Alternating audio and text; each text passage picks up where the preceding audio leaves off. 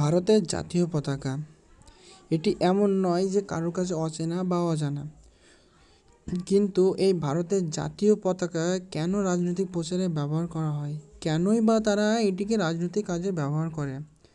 যেমন আপনার মমতা ব্যানার্জি, পশ্চিমবঙ্গের মুখ্যমন্ত্রী, তিনি তার টিএমসি পার্টির পতাকা হিসেবে ভারতের জাতীয় পতাকাকে ব্যবহার করে থাকেন। আবার রাজীব গান্ধী, তিনি তার কংগ্রেস পার্টির জাতীয় পতাকা হিসেবে ভারতের জাতীয় পতাকাকেই ব্যবহার করেন। ভারতের পিএম মানে প্রাইম মিনিস্টার শ্রী নরেন্দ্র দামোদর দাস মোদি, তিনি তো ভারতের পতাকাকে তার রাজনৈতিক পার্টির পতাকা হিসেবে ব্যবহার করেন না। তবে তবে কেন ভারতের পতাকাকে রাজনৈতিক কাজে ব্যবহার করে?